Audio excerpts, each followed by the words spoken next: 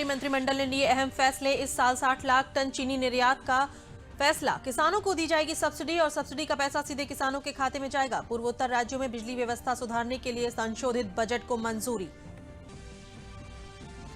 प्रधानमंत्री नरेंद्र मोदी ने 1971 के भारत पाकिस्तान युद्ध के 50 साल पूरे होने पर दिल्ली स्थित राष्ट्रीय समर स्मारक पर शहीदों को दी श्रद्धांजलि। देश भर में ले जाने के लिए स्वर्णिम विजय मशाल प्रज्वलित कर सेना के जवानों को सौंपी गई। प्रधानमंत्री नरेंद्र मोदी ने कहा, नए कृषि कानूनों के लिए किसानों की हर शंका का किया जाएगा समाधान। किसानों का हित सरकार के लिए है सर्वोपरि। विपक्ष पर किसानों को गुमराह करने का लगाया आरोप।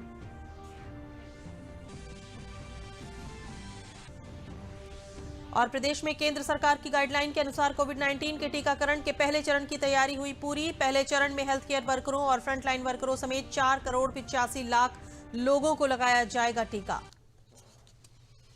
नमस्कार, मैं हूं अलका सिंह और अब समाचार विस्तार से। केंद्रीय मंत्रिमंडल की बैठक में आज अहम फैसले लिए गए। इस बारे में जानकारी देते हुए केंद्रीय मंत्री प्रकाश जावड़ेकर ने कहा कि इस साल शक्कर का उत्पादन 310 लाख टन होगा। देश की खपत 260 लाख टन है। शक्कर का दाम कम होने की वजह से किसान और उद्योग संकट में हैं। इसको मात देने के लिए 60 लाख टन चीनी निर्यात करने और निर्यात को सब्सिडी देने का फैसला किया गया है। सरकार ने इस साल 60 लाख टन चीनी निर्यात करने का निर्णय किया है, निर्यात को सब्सिडी देने का निर्णय किया है। ये सब्सिडी सीधे किसान के खाते में जाएगी, ये उसकी विशेषता है। 3500 करोड़ रुपए इस काम के लिए लगेंगे, लेकिन किसान के लिए खुशखबरी वो है कि जो प्रत्यक्ष निर्यात होगा, वो निर्यात का जो मूल्य मिलेगा वो भी किसान के खाते में जाएगा। वो लगभग 18,000 करोड़ रुपए मिलेगा। 5 करोड़ किसानों के फायदे का, 5 लाख मजदूरों के फायदे का, किसान के खाते में सीधे सब्सिडी जाने का 3,500 करोड़ आज घोषित सब्सिडी, 5,361 करोड़ पहले घोषित हुई सब्सिडी तो एक हफ्ते में मिलेगी, और उसके साथ साथ लगभग 18,000 करोड़ रुपए जो निर्यात से प्राप्त होगा वो भी किसान के खाते में जाएगा। कैबिनेट की बैठक में पूर्वोत्तर के 6 राज्यों में बिजली व्यवस्था में सुधार के लिए संशोधन बजट को मंजूरी दे दी गई है। इस बजट का आधा हिस्सा केंद्र सरकार देगी, जबकि 50% हिस्सा विश्व बैंक देगा। Assam, Meghalaya, Manipur, Mizoram, Nagaland and Tripura, the power grid is consolidating the transmission and distribution networks of all these states with 2,100 kilometers of new transmission lines, 2,000 kilometers of new distribution lines, many substations. This will help more availability and quality of power supply in all these states. आज की cabinet की बैठक में spectrum की नीलामी का भी फैसला लिया गया। केंद्रीय मंत्री रविशंकर प्रसाद ने बताया कि 2251 मेगाहर्ट्ज बैंड की नीलामी की जाएगी। स्पेक्ट्रम की ये नीलामी 2016 के नियमों के तहत ही होगी। कैबिनेट ने निर्णय किया है कि स्पेक्ट्रम का ऑक्शन करने का फैसला हुआ है। ये टोटल जो स्पेक्ट्रम ऑक्शन होंगे ये 2251 मेगाहर्ट्ज होंगे जो ऑक्शन में आएंगे। 700, 800, 900, 1800, 2100, 2300 और 2500 मेगाहर्ट्ज बैंड्स हम ऑक्शन करेंगे। हमने इसका एक कार्यक्रम भी बना लिया है और इसी महीने हम नोटिस इनवाइटिंग एप्लीकेशंस इशू करेंगे और आने वाले मार्च में हमारी योजना है कि हम इस ऑक्शन को कार्य रूप देंगे। प्रधानमंत्री नरेंद्र मोदी ने 1971 के भारत पाकिस्तान युद्ध के 50 साल पूरे होने के मौके पर दिल्ली स्थित राष्ट्रीय समर स्मारक पर शहीदों को पुष्प चक्र समर्पित कर श्रद्धांजलि दी। इस मौके पर रक्षा मंत्री राजनाथ सिंह, प्रमुख रक्षा अध्यक्ष जनरल विपिन रावत और तीनों सेना के प्रमुख भी मौजूद थे। इस मौके पर फ्लाई पास का भी आयोजन किया गया। प्रधानमंत्री नरेंद्र मोदी ने इस मौके पर स्वर्णिम विजय मशाल को प्रज्वलित किया। राष्ट्रीय समर स्मारक पर लगातार जलती रहने वाली अमर जवान ज्योति से 4 विजय मशालों को प्रज्वलित किया गया, जिसे सेना के जवानों को सौंपा गया। देश के शौर्य और पराक्रम के प्रतीक इन चारों मशालों को देश के हर कोनों में ले जाया जाएगा। इसके पश्चात ये मशालें वापस दिल्ली लौटेंगी। और प्रधानमंत्री नरेंद्र मोदी ने इस मौके पर राष्ट्रीय समर स्मारक पर आगंतुक पुस्तिका में अपने विचार भी साझा किए।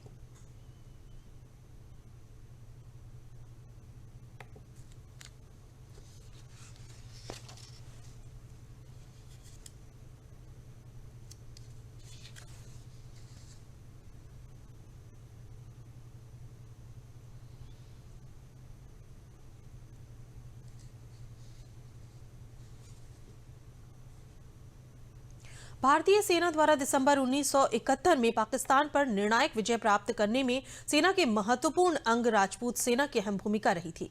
इस युद्ध में राजपूत सेना के वीरगति प्राप्त बहादुर शहीदों की स्मृति को अक्षुण्ण रखने के उद्देश्य से फतेहगढ़ में राजपूत रेजिमेंट सेंटर में एक परमवीर स्मृतिका का निर्माण किया गया था। फतेहगढ़ स्थित इस स्मृतिका पर आज राजपूत सेना ने विजय दिवस मनाकर अपने वीर सैनिकों को नमन किया। युद्ध में वीरगति को प्राप्त सैनिकों के लिए 2 मिनट का मौन रखा गया और शहीद स्थल पर पुष्प चक्र चढ़ाकर उनको श्रद्धांजलि अर्पित की गई।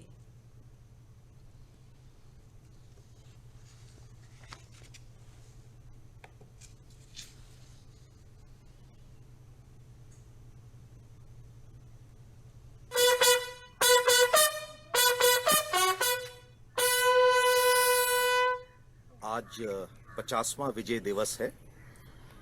16 दिसंबर 1971 को भारतीय सेना तथा उसके सभी अंगों ने एक बहुत ही महत्वपूर्ण विजय प्राप्त करी थी, जिसके अंदर बांग्लादेश एक नया देश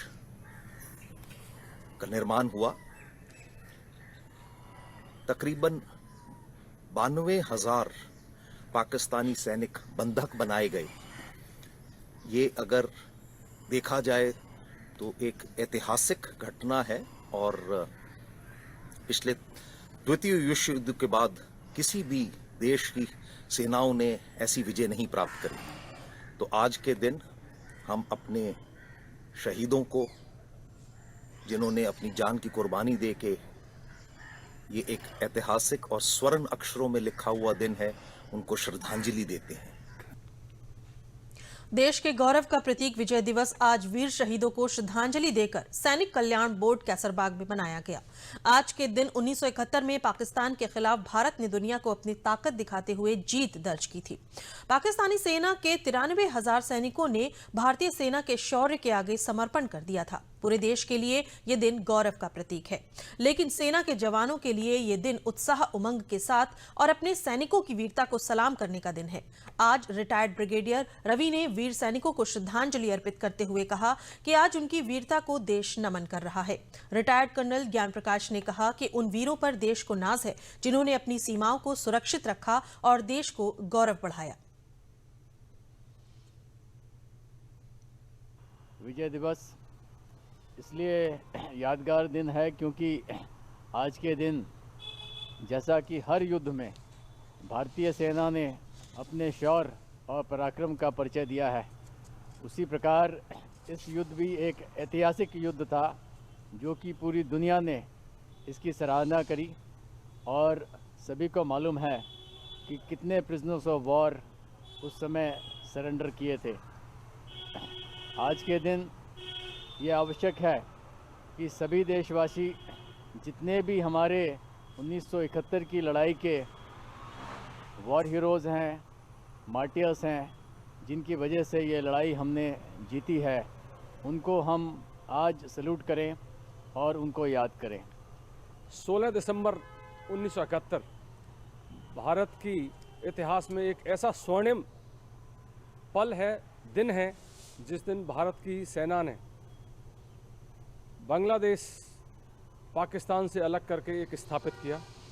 पाकिस्तानी सेना के घुटने टेकने के बाद पाकिस्तान के 90,000 से ज़्यादा सैनिकों ने आत्मसमर्पण किया। ये एक ऐसा दिन है जिस दिन को हमेशा भारत के इतिहास में स्वर्णिम अक्षरों में याद किया जाएगा। मुख्यमंत्री योगी आदित्यनाथ आज प्रयागराज पहुंचे। Uttar Pradesh bar council of Allahabad high court bar association के तत्वाधान में आयोजित हुए अधिवक्ता समागम में योगी आदित्यनाथ का स्वागत प्रतीक चिन्ह से हुआ। मुख्यमंत्री के साथ प्रदेश के मंत्री ब्रजेश पाठक, नंद गोपाल गुप्ता नंदी और सिद्धार्थ नाथ सिंह भी मौजूद रहे। मुख्यमंत्री ने कहा कि अधिवक्ताओं को उत्तर प्रदेश सरकार सुविधाओं के साथ सहूलियत भी देगी। उन्होंने कहा कि माफियाओं के कब्जे से मुक्त हुई जमीन पर आवास बनाकर वकीलों, पत्रकारों और शिक्षकों को बिना लाभ हानि के आधार पर दिया जाएगा। मुख्यमंत्री ने कहा कि कोविड के दौरान सामान्य दिनों की तुलना में कम मौतें हुई हैं और अगले महीने जब कोविड-19 की वैक्सीन आएगी तो उसे सुनियोजित तरीके से सभी तक पहुंचाया जाएगा। मुख्यमंत्री ने कोरोना की गाइडलाइन का पालन करने की भी सभी से अपील की।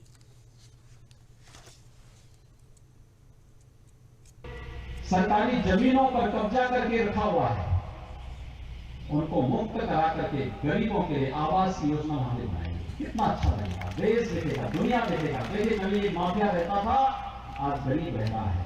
और मैंने तो गोरखपुर के विकास प्राधिकरण से ही कहा था, मैंने कहा वहां पे अलग अलग वो बनाइए, जहां भी इस माफियाओं ने कब्जा किए थे खाली करवाइए। एक आवासीय व्यवस्था अधिवक्ताओं के लिए, एक शिक्षकों के लिए, एक व्यापारियों के लिए, एक पत्रकारों के लिए, अलग अलग तबके के लिए अलग अलग दे दीजिए और नो लॉस नो प्रॉफिट कर दीजिए।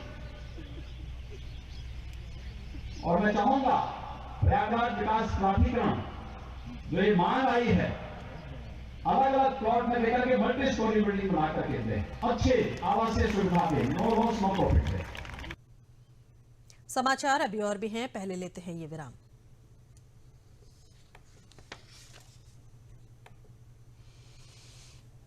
हो तो भी उसे टीके के लिए हर बार ले जाइए। अगर किसी वजह से दूसरी जगह भी जाना पड़े तो भी इसका ये जो कार्ड है, इस कार्ड को साथ ले जाए और टीके जरूर लगवाएं। 5 साल 7 बार, छूटे ना टीका एक भी बार।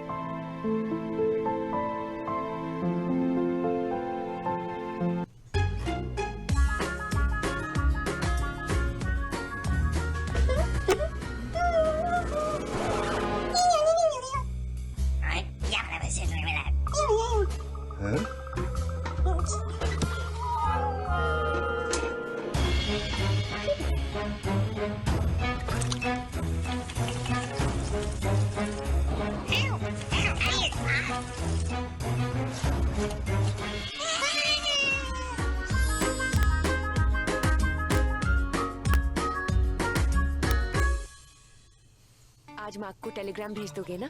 मुझ पे छोड़ दो। अब तो हमारा परिवार पूरा है और बच्चे नहीं। मुझ पे छोड़ दो। पूरे परिवार का ख्याल तो हमें रखना है। तभी तो हमने निर्णय लिया है कि मैं नसबंदी करवाऊंगा। और मुझे पता है इससे किसी तरह की कमजोरी नहीं होती। ये नई तकनीक की पुरुष नसबंदी है, न चीरा न टांका। इसमें समय भी कम लगता है और कोई परेशानी भी नहीं होती। पति पत्नी करें विचार, स्वस्थ नारी स्वस्थ परिवार। प्रधानमंत्री नरेंद्र मोदी ने कल एक बार फिर से देश भर के किसानों को आश्वस्त किया कि उनकी सरकार किसानों की हर समस्या के समाधान के लिए तैयार है। पीएम मोदी ने किसान हितों को अपनी सरकार की सबसे बड़ी प्राथमिकता बताया है। उन्होंने कहा कि जो लोग आज नए कृषि कानूनों पर भ्रम फैला रहे हैं, वो दल अपनी सरकार के समय इन तमाम प्रावधानों के पक्ष में थे। पीएम मोदी ने विरोधी दलों पर आरोप लगाया कि जब वो लोग सुधारवादी फैसले नहीं ले सके तो आज इन फैसलों पर झूठ फैलाने का काम कर रहे हैं। बार बार दोहराता हूं कि उनकी हर शंका के समाधान के लिए सरकार 24 घंटे तैयार है। किसानों का हित पहले दिन से हमारी सरकार की सर्वोच्च प्राथमिकताओं में से एक रहा। प्रधानमंत्री नरेंद्र मोदी ने मंगलवार को एक बार फिर से देश भर के किसानों को आश्वस्त किया है कि उनकी सरकार किसानों की हर समस्या के समाधान के लिए तैयार है। पीएम मोदी ने किसान हितों को अपनी सरकार की सबसे बड़ी प्राथमिकता बताया है। उन्होंने कहा कि जो लोग आज नए कृषि कानूनों पर भ्रम फैला रहे हैं, वो दल अपनी सरकार के समय इन तमाम प्रावधानों के पक्ष में थे। पीएम मोदी ने विरोधी दलों पर आरोप लगाया कि जब वो लोग सुधारवादी फैसले नहीं ले सके तो आज इन फैसलों पर झूठ फैलाने का काम कर रहे हैं। आज जो लोग विपक्ष में बैठकर किसानों को भ्रमित कर रहे हैं, वो भी अपनी सरकार के समय इन कृषि सुधारों के समर्थन में थे, लेकिन अपनी सरकार के रहते वो निर्णय नहीं ले पाए, किसानों को झूठे दिलासे देते रहे। आज जब देश ने यह ऐतिहासिक कदम उठा लिया तो यही लोग किसानों को भ्रमित करने में जुट गए हैं। प्रधानमंत्री मोदी ने कहा कि उनकी सरकार की नीति और नीयत दोनों ही ईमानदार है और उनकी सरकार किसानों की आय बढ़ाने से लेकर उनको अधिक विकल्प उपलब्ध कराने के लिए पूरी तरीके से तैयार है। उन्होंने कहा कि किसान उनकी बात समझेंगे और आगे भी आशीर्वाद देते रहेंगे। सरकार के ईमानदार प्रयास और जिसको करीब करीब पूरे देश ने आशीर्वाद दिए हैं, देश के हर कोने के किसानों ने आशीर्वाद दिए हैं।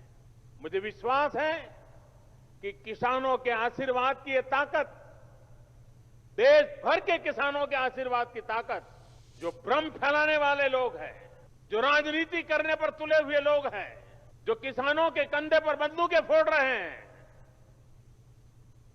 देश के सारे जागरूक किसान उनको भी परास्त करके रहेंगे।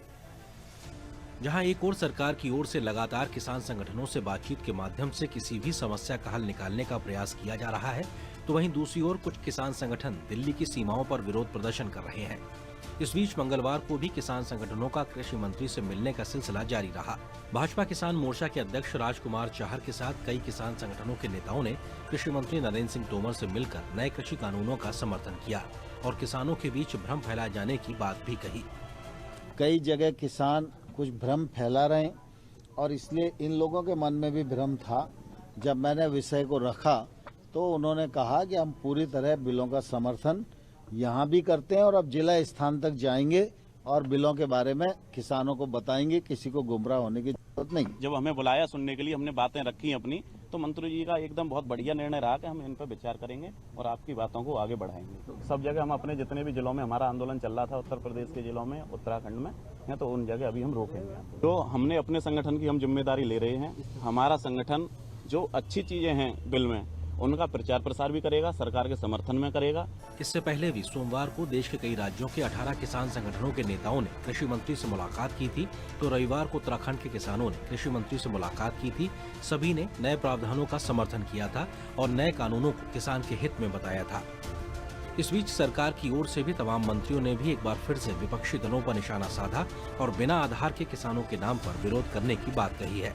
कई प्रकार से किसानों से वार्ता हुई है, लेकिन किसान के हित में जो बातें हैं उसको ओझल करने का काम कम्युनिस्ट और कांग्रेस के नेता लोग करने का काम कर रहे हैं और आप देख रहे हैं, इसलिए किसानों के हित में उठाया गया कदम है। नियत और पूरी तरह से इनकी जो है वो नियत में खो है और ये चाहते ही नहीं कि किसानों का कोई मुद्दा उसका समाधान हो, क्योंकि किसानों के जो न सशक्तिकरण के साथी हैं ये और न सफलता के साथी हैं।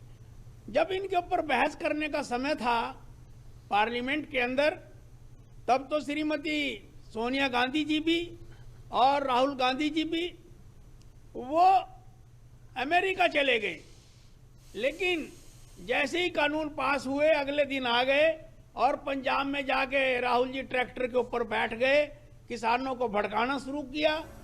जहां पंजाब और आसपास के कुछ किसान संगठन नए कृषि कानूनों का विरोध कर रहे हैं, तो वहीं देश भर से दर्जनों किसान संगठनों ने आगे आकर नए प्रावधानों का समर्थन किया है। पूर्व केंद्रीय मंत्री मेनका गांधी आज सुल्तानपुर पहुंची। वो कल विकास भवन में सतर्कता और निगरानी समिति की बैठक के अलावा विभिन्न स्थानों पर आयोजित किसान चौपालों में किसानों से बातचीत करेंगी। उन्होंने पत्रकारों से बातचीत में कहा कि प्रधानमंत्री और केंद्रीय मंत्री किसानों की समस्याओं के समाधान के लिए उनसे संवाद करना चाहते हैं और किसानों को भी सकारात्मक रुख अपनाते हुए बातचीत कर गतिरोध को समाप्त करना चाहिए। प्रधानमंत्री जी और उनके मंत्री कितने दिनों से कोशिश कर रहे हैं कि किसानों से मिल करके बात करके एक रास्ता निकालें जिसमें वो भी खुश, देश भी खुश। तो मैं सोचती हूँ कि अब वक्त आ गया है कि हम लोग बातचीत करें। उत्तर प्रदेश जर्नलिस्ट एसोसिएशन के प्रदेश मंत्री आइसना तथा मूल अधिकार एसोसिएशन के राष्ट्रीय प्रवक्ता सलिल मिश्रा ने कृषि सुधार कानूनों को प्रदेश के छोटे और मध्यम किसानों के हित में उठाया गया एक महत्वपूर्ण कदम बताया है। मुख्यमंत्री को लिखे एक पत्र में श्री मिश्र ने कहा कि मोदी सरकार ने लंबे समय से चली आ रही किसानों की समस्याओं के समाधान के लिए साहसपूर्ण कदम उठाते हुए कृषि सुधार बिल संसद में पारित कराए हैं। उन्होंने कहा कि प्रदेश की मीडिया को और खासकर छोटे अखबारों को कृषि सुधार कानूनों के पक्ष में किसानों को जागरूक करना चाहिए। उन्होंने कहा कि उन्नाव सहित प्रदेश भर के छोटे और मध्यम किसान कृषि सुधार कानूनों को समर्थन दे रहे हैं और उनका मानना है कि इनके लागू होने से देश भर के किसानों की आमदनी दोगुनी किए जाने के प्रधानमंत्री नरेंद्र मोदी के सपने को भी साकार किया जा सकेगा। प्रदेश में कोरोना टीकाकरण के पहले चरण की तैयारी लगभग पूरी हो चुकी है। पहले चरण में 4,85,00,000 लोगों को टीका लगाया जाएगा। टीकाकरण की रणनीति के मुताबिक पहले चरण में 7,65,000 हेल्थ केयर वर्करों तथा 22,30,000 फ्रंटलाइन वर्करों को टीकाकरण लगाकर इस अभियान की शुरुआत की जाएगी। इसके बाद मतदाता सूची के माध्यम से आयु के आधार पर प्राथमिकता सूची तैयार कर टीकाकरण किया जाएगा। केंद्र सरकार द्वारा जारी गाइडलाइन का पालन करते हुए टीकाकरण अभियान को पूरा करने के लिए प्रदेश सरकार ने रणनीति तैयार की है। केंद्रीय स्वास्थ्य एवं परिवार कल्याण राज्य मंत्री अश्विनी कुमार चौबे आज प्रयागराज पहुंचे। उन्होंने सर्किट हाउस में सीजीएचएस के डॉक्टरों और अधिकारियों के साथ एक बैठक की। बाद में उन्होंने बताया कि भारत में कोविड-19 महामारी के बाद प्रधानमंत्री द्वारा वैज्ञानिकों और अनुसंधानकर्ताओं को कोविड वैक्सीन बनाने को प्रोत्साहित किया गया। उन्होंने बताया कि देश में 3 लोगों का 3rd स्टेज में ट्रायल चल रहा है। सीरम भारत बायोटेक और फाइजर कंपनियों ने वैक्सीन के लिए अप्लाई किया हुआ है और सरकार इनको जल्द मंजूरी दे सकती है। केंद्रीय मंत्री ने बताया कि 1 करोड़ हेल्थ केयर और फ्रंटलाइन वर्कर्स सहित सभी कोविड वॉरियर्स को पहले वैक्सीनेशन किया जाएगा। उन्होंने बताया कि एडिशनल वैक्सीनेटर की भी व्यवस्था सरकार द्वारा की जा रही है। आपने देखा कि वैश्विक महामारी के बाद और लगातार आदरणीय प्रधानमंत्री श्री नरेंद्र भाई मोदी जी के नेतृत्व में, जहां पिछले साल मार्च अप्रैल के बाद से ही उन्होंने वैज्ञानिकों का और अनुसंधानकर्ताओं का मीटिंग करके उन्हें प्रोत्साहित किया, कोविड बनाने के लिए कंपनी के लोगों को भी प्रोत्साहित किया। और आज देश में ऐसे 3 हैं जिनका लास्ट स्टेज, जब 3rd स्टेज में ट्रायल चल रहा है, मानव ट्रायल, उसमें सीरम भारत बायोटेक और अमेरिकी कंपनी फाइजर का भी है। ऐसे बहुत सारे अप्रूवल के लिए अभी अप्लाई किया है उन्होंने आवेदन, और उसमें से सरकार ने इन तीनों को किसी एक को जल्द मंजूरी दे सकती है। इसके लिए प्रयास चल रहा है। 1 करोड़ हेल्थ केयर और फ्रंटलाइन वर्कर्स को, लगभग 2 करोड़ फ्रंटलाइन वर्कर्स हैं और 1 करोड़ कोविड वॉरियर्स हैं, उनको देने की बात शुरुआत में दौरे में करेंगे। अपर मुख्य सचिव स्वास्थ्य अमित मोहन प्रसाद ने अपनी नियमित प्रेस वार्ता में बताया कि प्रदेश में पिछले 24 घंटों में कोरोना संक्रमण के 1,277 नए मामले सामने आए हैं और 1,765 कोरोना संक्रमित मरीज उपचार के बाद पूरी तरह से ठीक होकर डिस्चार्ज किए गए हैं। उन्होंने बताया कि अब तक प्रदेश में 5,43,344 व्यक्ति संक्रमण से मुक्त हो चुके हैं। उन्होंने बताया कि प्रदेश में अब तक कोरोना संक्रमित मरीजों में से 8,118 लोगों की मृत्यु हुई है। विगत 24 घंटों में संक्रमण के 1,277 नए मामले सामने आए हैं, 1277। इसी अवधि में उपचारित होकर डिस्चार्ज होने वालों की संख्या 1,765 है। इस समय एक्टिव इन्फेक्शन के केसेस की कुल संख्या घट करके 17,801 रह गई है। अब तक संक्रमण के पश्चात कुल 5,43,344 व्यक्ति संक्रमण विहीन हो चुके हैं और डिस्चार्ज किए जा चुके हैं। समाचार अभी और भी हैं, पहले लेते हैं ये विराम।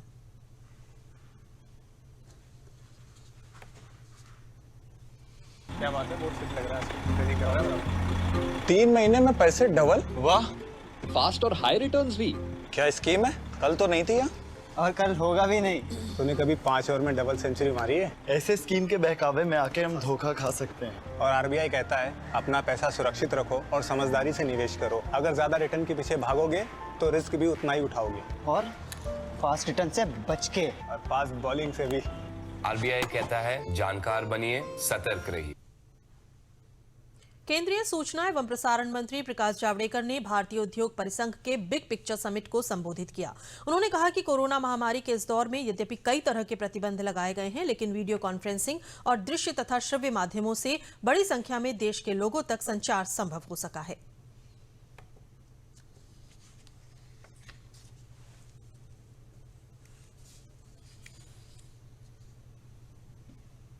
In this pandemic situation, where there are many restrictions for gathering, but still I am finding now, day in and day out, that now programs are attended by more people through virtual video conferencing, and they join in a large number. There is programs are crispy and in a way more tasty. What is more important is that we are a country where the growth of communication technologies is phenomenal. We have now 1.2 billion mobile phones in the country. सूचना प्रसारण मंत्रालय के सचिव अमित खरे ने दुनिया में भारतीय media की क्षमता को रेखांकित करते हुए कहा कि देश में शिक्षा के क्षेत्र में बड़े अवसरों पर जोर दिया गया है। Media and entertainment has tremendous soft power to project India.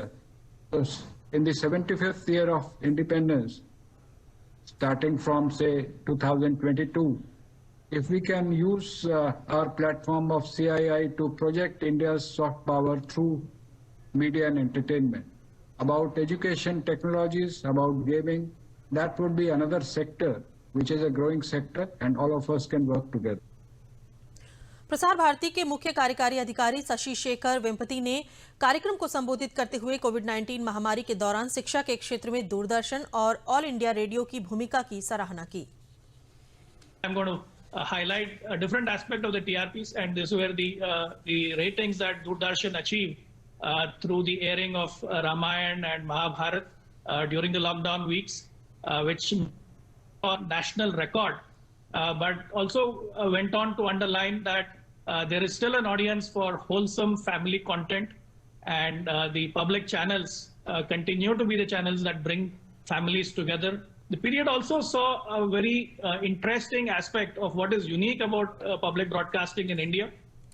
When schools were closed, universities shut, the channels of Doordarshan and the stations of All India Radio started carrying educational classes across states. Kaushambi में क्षेत्रीय लोक संपर्क bureau Prayagraj द्वारा 10 दिवसीय कोविड-19 जागरूकता अभियान की शुरुआत सांसद विनोद कुमार सोनकर ने की। उन्होंने कोरोना प्रचार वाहन को झंडी दिखाकर रवाना किया।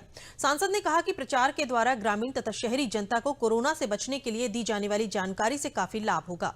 उन्होंने कहा कि जब तक दवाई नहीं तब तक ढिलाई नहीं का पालन करते हुए लोगों को अपने हाथों की सफाई, 2 गज की दूरी के साथ मास्क भी जरूरी है, इसका ध्यान रखना चाहिए। विभाग के उपनिदेशक आरिफ रिजवी ने बताया कि अभियान के दौरान सांस्कृतिक कार्यक्रमों, पोस्टर, बैनर तथा पंपलेट्स के माध्यम से भी लोगों को जागरूक किया जाएगा।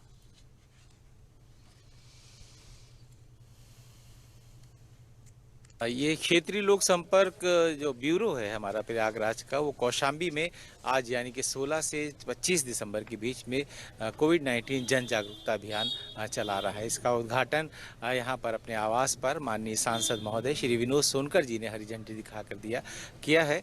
और इसमें हमारे इस अभियान में जैसा कि आप देख रहे हैं, प्रचार वाहन है, सांस्कृतिक कार्यक्रम भी होंगे, पोस्टर्स होंगे, बैनर्स होंगे। इनके माध्यम से ग्रामीण और शहरी दोनों क्षेत्र की जनता को ये बताया जाएगा कैसे हम बच सकते हैं कोविड-19 से। अंत में प्रमुख समाचार एक बार फिर।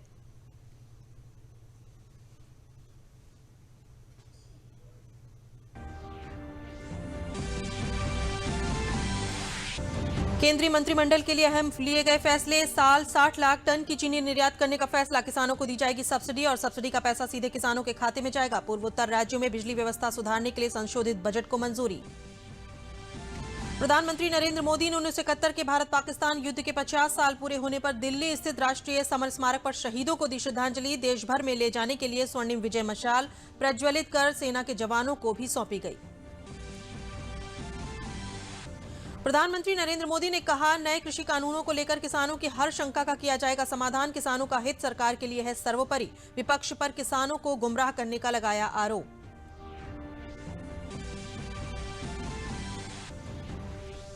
और प्रदेश में केंद्र सरकार की गाइडलाइन के अनुसार कोविड-19 के टीकाकरण के पहले चरण की तैयारी हुई पूरी। पहले चरण में हेल्थ केयर वर्करों और फ्रंटलाइन वर्करों समेत 4 करोड़ 85 लाख लोगों को लगाया जाएगा टीका।